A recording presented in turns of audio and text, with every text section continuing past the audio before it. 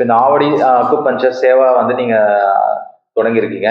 Plus ஒரு தொண்டு சேவை நிறுவனம் மாதிரி நீங்க இதை கொண்டு போறீங்க.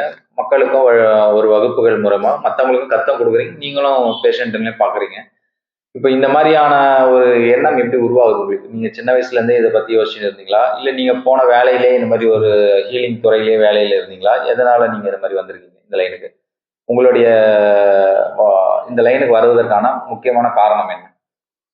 வணக்கம், சாம்பமூர்த்தி. நான் வந்து ஐசிஎஃப்ல வேலை செஞ்சேன், ரயில்வே. அதில் தான் ஒர்க் பண்ணியிருந்தேன். கேஷுவல் லெவல்லேருந்து 60 வருஷம் சர்வீஸ் பண்ணிவிட்டு ரிட்டையர்ட் ஆகிட்டு வெளியே வந்துட்டேன்.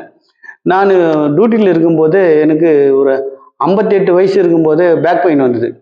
கொஞ்ச நாள் ரொம்ப சிக்லிஸ்ட்டு அப்படி இப்படி சிக்லேயே போயிட்டேன். அப்போது அங்கேருந்து ரயில்வே ஹாஸ்பிட்டலில் எங்கெங்கே ஹாஸ்பிட்டலில் சுற்றி கூட எனக்கு அது சரி பண்ண முடியல.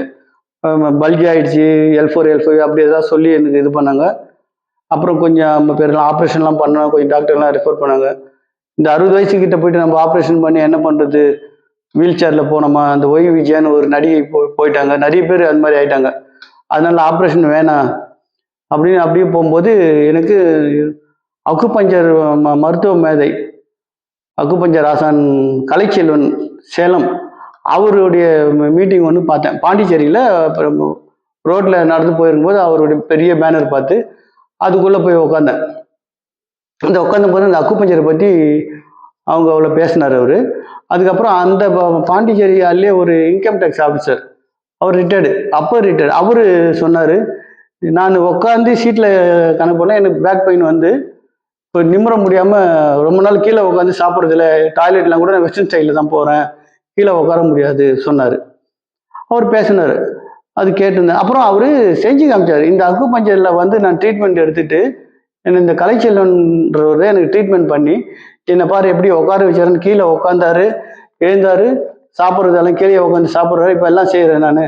அப்போது எனக்கு ஒரு நம்பிக்கை வந்துச்சு, சரி நம்மளும் இந்த அக்குபஞ்சர் ட்ரீட்மெண்ட்டுக்கு போயிட்டு கற்றுக்கினா நிறைய பேருக்கு சேவையாகவே பண்ணலாமே இது, இப்போ அவர் பண்ணுற மாதிரி.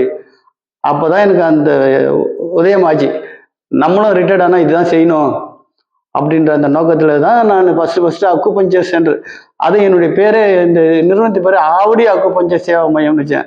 ஆவடியில் இருக்கிறதுனால ஆவடி ஊர் பேரும் அக்குபஞ்சர் சேவை சென்டர் மையம் அப்படின்னு வச்சேன் நான்.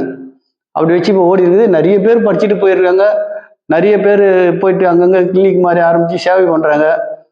அதில் கொஞ்சம் பேர் வந்து தவறான இதிலெல்லாம் போயிடுறாங்க. டக்குன்னு உடனே சரியாகணும், அலோபதி மாற்று, இந்த தலைவலியை மாத்திரை போடு அது இதுன்னு கொடுத்து கொஞ்சம் பிரச்சனைகள்லாம் வந்துன்னு போயிருக்குது. இன்னும் அக்குபஞ்சர் வந்து பெரிய லெவலில் வரல. ஆனால் இந்த மாதிரி லெவலில் இருக்கும்போது இது தொண்டு செஞ்சுனே போவாங்க. அதிகமாக சம்பாதிக்கணுன்ற ஆசை அக்குபஞ்சர் மருத்துவர்களுக்கு இருக்காது. ஏன்னா அவங்க எல்லாருமே சேவை பண்ணுற மனப்பான்மையில் தான் சேவை செஞ்சுன்னு இருக்காங்க. நிறைய நிறுவனங்கள் இருக்குது, நிறைய அசோசியேஷன் இருக்குது, எல்லாமே வந்து சேவை மனப்பான்மையோட செஞ்சுன்னு இருக்காங்க. இதில் யாரும் பெரிய பெரிய ஆளுங்க கிடையாது, எல்லாம் சாதாரண ஆளுங்க சேவை பண்ணின்னு நிறைய பேர் இருக்காங்க, போகிறாங்க, வந்துன்னு இருக்காங்க. இன்னைக்கு கூட புதிய மருத்துவர்கள் வராங்க போகிறாங்க, நிறைய மருத்துவர்கள் உருவாகின்னு இருக்காங்க. வேற என்ன சார் வேணும்? வேற வந்து இப்போ